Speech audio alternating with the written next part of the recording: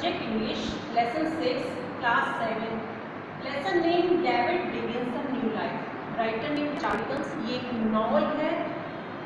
David begins a new life मतलब David ने अपने नए जीवन की शुरुआत कैसे की. तो इसमें मेन कैरेक्टर है डेविड कॉपरफील्ड. डेविड कॉपरफील्ड जो एक लड़का है जो कि उसके जन्म से पहले ही उसके पिताजी गुजर चुके थे. उसकी माता ने क्या किया, कुछ सालों के बाद उसकी मम्मी ने किसी से शादी कर ली जो कि उसके स्टेप फादर थे. लेकिन वो अपने स्टेप फादर को पसंद नहीं करता था. वो क्यों नहीं पसंद करता था? क्योंकि उसके पिताजी उसकी स्टडी में हेल्प नहीं करते थे. वो उनसे नफरत करता था. एक बार तो उसने बाइट कर दिया, मतलब काट लिया अपने पिता के हैंड पर. तो उसके पिताजी ने क्या किया, उसको बाहर बोर्डिंग स्कूल में भेज दिया गया. वहाँ पर जाने के बाद उसकी मदर का भी देहांत हो गया. जब उसकी स्टडी कंप्लीट हुई, वो वापस आया तो उसने देखा कि वो अपने पिता के साथ कंफर्टेबल फील नहीं कर रहा था. तो उसने क्या किया, घर से भाग गया और उसने लाइफ में उसने काफ़ी स्ट्रगल सहन की. उसने ट्रैवलिंग में काफ़ी स्ट्रगल सहन की और अपनी मौसी के पास चला गया. उसकी मौसी जो थी वो उससे मिलने आई थी जब वो पैदा हुआ था.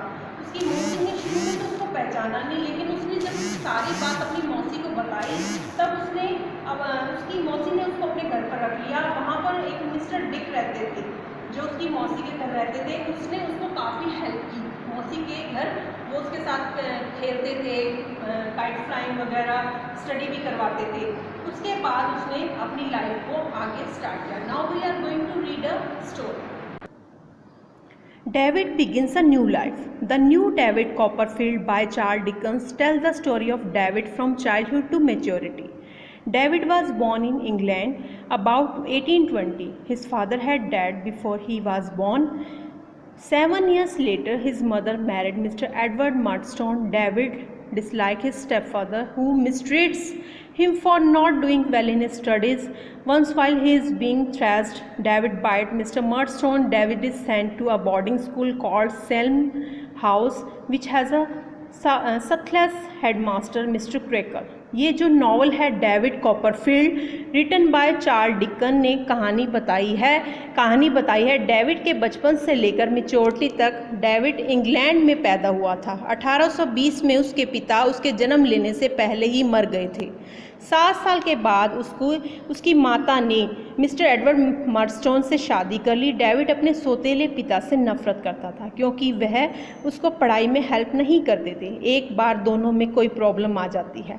डेविड मिस्टर मर्डस्टोन को काट लेता है. मर्डस्टोन डेविड को बोर्डिंग स्कूल में डाल देता है जिसका नाम सैलम हाउस है. सैलम हाउस के मास्टर काफ़ी गुस्से वाले थे. David's mother dies while he is to Salem house and he returns home. Murdstone and sends David to work in a factory. London. Mr. Macabre goes bankrupt and in prison David decide to run away. जब वो slam house में study कर रहा था तब उसकी mother की death हो गई थी. फिर वो वापस घर आ गया. मिस्टर मर्डस्टोन डेविड को एक फैक्ट्री में जॉब करने के लिए भेजा. लंदन के मकान मालिक ने मिस्टर मिकेबर को बैंकक्रप्ट हो गए थे. उनका जो सारा क्या था, पैसा डूब गया था, गरीब हो गए थे. वहाँ से डेविड ने डिसाइड किया कि वो वहाँ से भाग जाएगा. आगे है नेक्स्ट है David only relative who can help him in his aunt Miss Betsey who live in Dover. जो उसकी आंट थी वो डॉवर में रहती थी. And he walks all the way from London to Dover read ना. उसके बाद उसको एक ही रिलेटिव अपना याद आया जो कि अपनी हेल्प कर सकती थी. आंट मिस बेट्सी जो कि डॉवर में रहती थी. वहाँ पूरा रास्ता चलते हुए डॉवर आया. न्यू रीडम miss my journey to Dover was a very difficult one. I was robbed almost as soon as I had left the house. I had no place to sleep and at times slept in haystacks that lay in deserted banks. I encountered danger of all kind. उसकी journey जो London से डॉवर जाने की थी काफ़ी difficult थी. जैसे ही उसने जर्नी स्टार्ट की किसी ने उसका पैसा छीन लिया. उसके पास कोई जगह नहीं थी सोने के लिए. जैसे तैसे गंदी जगह पर सो गया. I got a 6 6 mile ride in a cart and walked the rest of the way to my aunt Miss Betsy's house. My shoes were in a woeful condition and my cap was frayed and battered.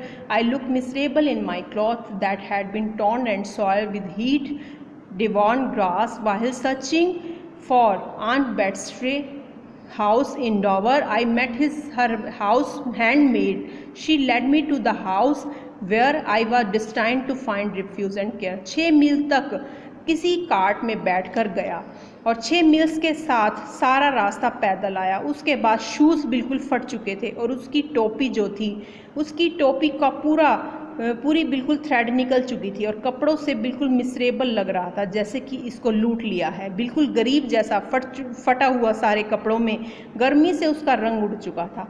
Aunty का घर ढूंढ रहा था। उसे female servant मिली। वो उसको उसकी aunty के यहाँ ले गई, जहाँ से वो एक्सपेक्ट कर रहा था कि ये वहाँ पर आराम से रहेगा और सभी इसका केयर भी करेंगे। Okay student, now read your lesson. ये अपना लेसन आप पढ़ेंगे अच्छे से। ओके।